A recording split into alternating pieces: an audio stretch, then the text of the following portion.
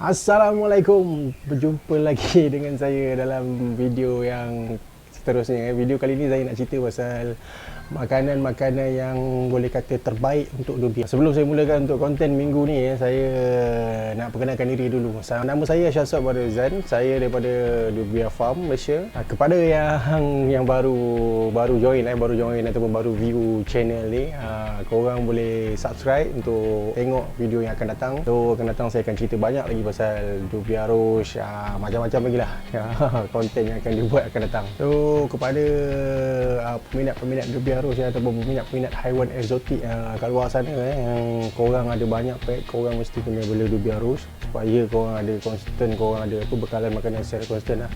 So korang tak payahlah nak lari-lari pergi kedai beli ke apa kan. So dengan cara mudah ialah dengan cara korang membiak Dubia Roach. So sebelum saya cerita lebih lanjut mengenai Dubia Roach, kita kena tahu apakah makanan ruji Dubia Roach ni. Makanan yang diorang makan di tempat habitat asal diorang, iaitu dalam hutan. Cara asasnya Dubia Roach ni boleh kata dia makan apa saja lah. Dia macam orang cakap pembangkai macam gagak, macam burung herring.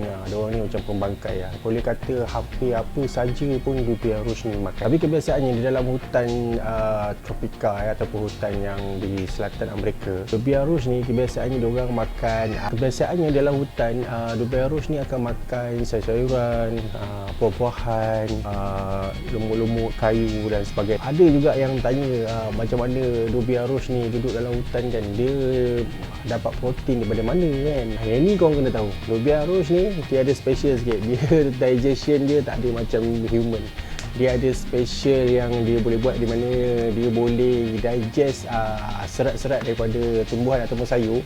Dia boleh tukarkan jadi protein. So kat situ korang dah tahulah macam mana dia boleh dapat super protein. Makanan favourite diorang pula, diorang ni memang suka gila makan benda yang semi sweet lah, yang manis-manis jugalah. Boleh kata semua benda yang manis dia suka. Ataupun dekat dalam wiki kita boleh google lah, dia cakap semi sweet grain lah, iaitu biji yang manis. Untuk saya ataupun Dubia Farm, kita orang bagi makanan kepada Dubia Roach ni mengikut 3 kategori lah, di mana roco, wet food, buah atau sayur, dan juga water gel. Roco dan juga water gel kita akan bagi constantly lah, maknanya hari-hari ada bagi. Memang kita akan letak terus bekas roco dengan water gel dalam box Dubia tu, memang kita letak terus. Untuk wet food, iaitu buah-buahan ataupun sayuran, yang tu kita tukar-tukar. Sebagai contoh, hari Isnin kita akan tambah oren, Selasa kita akan tambah sengkuang, Rabu kita tambah kentang, Khamis kita akan tambah sengkuang. Tu hari Jumaat kita tak bagi wet food. Sabtu dan Ahad tu biasanya saya bagi timun lah, timun ataupun sayur-sayur lain lah, macam kobis ke. Suka untuk saya ingatkan makanan wet food ni, seperti saya selalu ingatkan, letak pada malam hari ataupun petang hari. Esok paginya kita kena buang lah, walaupun habis ataupun tak habis, dan bersihkan bekas wet food tu. Apa yang membimbangkan, walaupun Dubia Roach ni suka makan makanan yang manis, apa yang membimbangkan Dubia ni dia suka makan benda manis, tapi masalahnya benda-benda manis ni boleh menarik kehadiran semut-semut. Itu yang masalahnya. Jadi sebab tu makanan-makanan ataupun wet food yang saya bagi ni boleh kata tak berapa manis sangat, dan yang paling penting letak petang atau malam, pagi esok buang. Saya juga ada terbaca satu teori di mana Dubia ni dia suka makanan-makanan yang berwarna orange. Sebab tu saya suka bagi dia orang orange ataupun carrot lah. Dua buah dan sayur tu sangat mudah untuk didapati dan berwarna orange. Lagipun korang boleh nampak tau, selera Dubia korang memang lain macam kalau korang bagi dia orang buah orange. Memang lain macam, sekejap you boleh habis lah. Okey, lagi satu, ada orang kata perbahasan yang berlaku di luar sana kan, yang mengatakan Dubia Roach kita tak boleh bagi cat food ataupun dog food lah, makanan anjing ataupun makanan kucing. Sebabnya makanan anjing dengan makanan kucing ni, dia punya protein tu sangat-sangat tinggi, sampai 20%, 30%.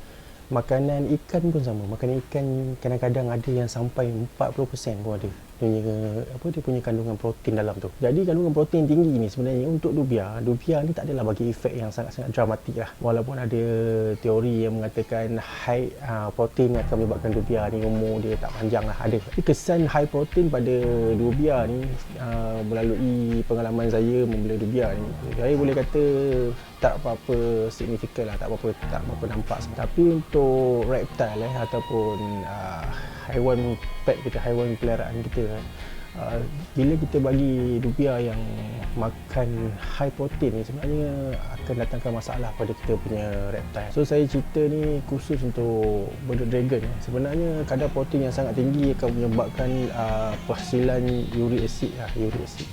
Uric acid ni tak baik untuk kita punya pets lah. Kandungan protein yang sangat tinggi dalam badan haiwan kita, terutamanya reptilia, ada teori yang mengatakan boleh kena sakit lah, macam orang jugalah. Kalau orang dia kena gout kan, so dia lebih kurang macam tu lah. So untuk mengelakkan benda tu, sebab saya pun bela dubia rouge untuk saya punya bearded dragon, jadi saya kena hati-hati benda tu. Dan saya tak pernah bagi lah cat food dengan dog food, saya tak pernah bagi. Saya akan bagi macam biasa lah, macam korang boleh google, korang boleh YouTube juga makanan apa untuk orang kata untuk bijirin lah. Biasanya kita akan buat beberapa campuran yang kita buat ialah main dia dedak ayam. So kena make sure dedak yang tak ada prebiotik dan juga kadar protein yang tak tinggi sangat. And then dedak arnab boleh. Kalau salah tolong betulkan saya dedak arnab, sebabnya dedak arnab ni boleh kata sebenarnya dalam tu kandungannya ialah tumbuhan. So dubia takkan dapat apa-apa masalah lah jika makan dedak arnab ni. And then biasanya saya akan buat ampas soya tu saya blend ataupun saya buat air tu, saya jemur dia, saya blend lagi. Oats pun boleh kita blendkan dia untuk kita buat campur dalam dedak-dedak tadi untuk jadikan rocoh. Cuma oats ni bila kita letak oats akan mengeringkan rumah dia tu. Takut juga kita ada masalah, tak boleh nak molting lah, tak boleh nak tukar kulit dia. Itu yang korang kena buat, korang kena make sure yang dalam rumah dubia korang masih ada dapat kelembapan dengan cara letakkan water gel ataupun korang spray air. Untuk spray air pada rumah dubia ni, yang ni sebenarnya agak kritikal sebenarnya.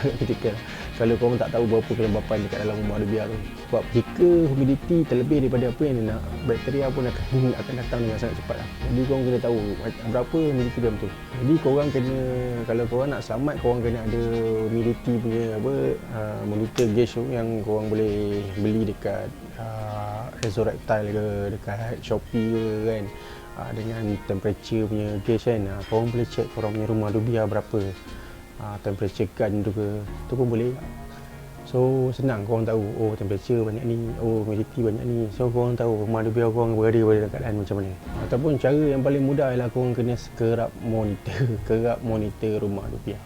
Jika nampak ada kulat-kulat dah start tumbuh dekat acrylic apa semua, itu maknanya humidity terlampau tinggi dan korang kena buang dan clearkan cepat lah sebelum dubia korang mati.